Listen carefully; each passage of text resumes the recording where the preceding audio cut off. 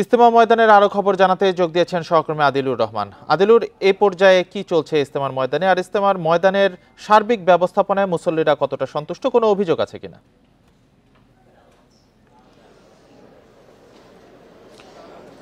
দেখুন, আগামীকাল আখেরি মোনাজাত এবং আখেরি মোনাজাতের মধ্য দিয়ে শুরায়ে নিজামের দ্বিতীয় যে পর্ব, সেই পর্বটি আসলে শেষ হয়ে যাচ্ছে। আখেরি মোনাজাতকে কেন্দ্র করে আসলে গাজীপুর মেট্রোপলিটন পুলিশ এরই মধ্যে আসলে নানা প্রস্তুতি গ্রহণ করেছে এবং যারা আয়োজক কমিটি আছেন তারাও বলছেন যে তাদের সব ধরনের প্রস্তুতি আসলে শেষ হয়েছে। আমরা একটু আসলে গাজীপুর মেট্রোপলিটন পুলিশের কাছ থেকে জানতে চাই যে আগামীকাল আখেরি মোনাজাতকে কেন্দ্র করে আসলে কি ধরনের প্রস্তুতি নেওয়া হয়েছে। আমরা একটু কথা বলবো গাজীপুর মেট্রোপলিটন পুলিশের কমিশনার ডক্টর নাজমুল করিম খানের সঙ্গে। আপনার কাছে একটু জানতে চাই যে আগামীকাল দ্বিতীয় পর্বের আখেরি মোনাজাত, কোন কোন এলাকার যান চলাচল এবং কি ধরনের নিরাপত্তা ব্যবস্থা থাকবে মুসল্লিদের জন্য? আমরা এইবার যে আখেরি মোনাজাতের সময় আমরা চেষ্টা করব বিআরটি লাইনটি সচল রাখার জন্য।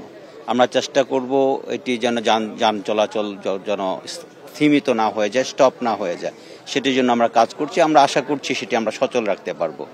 আর আমরা আপনার মাধ্যমে মুসলিম ভাইদেরকে এবং ধর্মপ্রাণ মুসলমান ভাইদেরকে জানাতে চাই যে আপনারা রাস্তায় বসে যাবেন না। রাস্তার যদি সচল রাখা হয় তাহলে ভিতরে মানুষ প্রবেশ করতে পারে।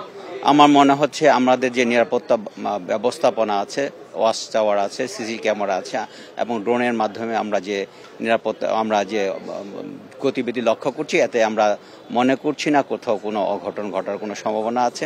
আমাদের পিকেট পার্টি কাজ করছে, আমাদের মোবাইল পার্টিগুলো কাজ করছে, আমাদের এই পেট্রোল পার্টিগুলো কাজ করছে। এর মাধ্যমে আমরা ভালোভাবে নিরাপত্তা দিতে পারবো। প্রথম পর্বে যেমন আসলে ডাইভারশন করে দেওয়া হয়েছিল, বিভিন্ন পয়েন্টে রাত 12টার পরে যান চলাচল বন্ধ করে দেওয়া হয়েছিল। প্রথমে গণপরিবহন, পরে 6টা থেকে সব ধরনের যান চলাচল বন্ধ করা হয়েছিল। এই পর্বেও আসলে এই বিষয়গুলোই থাকবে কিনা? আমরা চেষ্টা করব ডাইভারশনটি না দেওয়ার জন্য। আমরা এবার চেষ্টা করব এই বিআরটি লাইন দিয়ে সচল রাখার জন্য। যদি একেবারেই বন্ধ হয়ে যায় তখন আমরা ডাইভার্ট করে দিব। এর আগ পর্যন্ত আমরা ডাইভার্ট করতে চাবো না। আরেকটি বিষয় আসলে খুবই গুরুত্বপূর্ণ বিষয়, যেটি আসলে এখন সবার বিষয়, সেটি হচ্ছে যে শুরায়ে নিজামের পর্ব আগামীকাল শেষ হয়ে যাচ্ছে। তারা কবে মাঠ হস্তান্তর করে দিবে আপনাদের কাছে, এবং তৃতীয় পর্ব মাওলানা সাদের অনুসারী যারা আছেন তারা কবে মাঠ বুঝে পেয়ে তাদের ইজতেমাটি আসলে করতে পারবেন? আপনারা জানেন এটি এখন যে শুরায়ে নিজামি, এটি প্রথম পর্বের দ্বিতীয় ধাপের আখেরি মোনাজাত হবে আগামীকালকে 12টার সময়। আগামীকালকে 12টার সময় আখেরি মোনাজাতের পরে তারা আস্তে আস্তে ডিসপার্স হয়ে যাবে। আমাদেরকে 6 তারিখে মাগরিবের আগে মাঠটি হস্তান্তর করবে পুলিশের কাছে। আমরা মাঠটি পাওয়ার পরে একদিন আমরা বাপার পয়েন্ট রেখেছি, যেদিন আমরা এটিকে নিরাপত্তা দিব। তারপরের দিন 8 তারিখে আমরা এই সাদ গ্রুপের কাছে আমরা মাঠটি হস্তান্তর করব আশা করছি।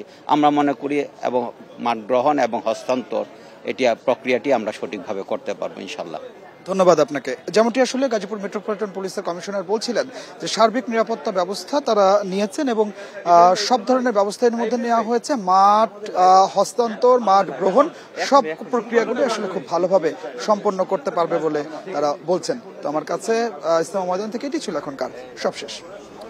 আদিলুর রহমান জানাচ্ছিলেন।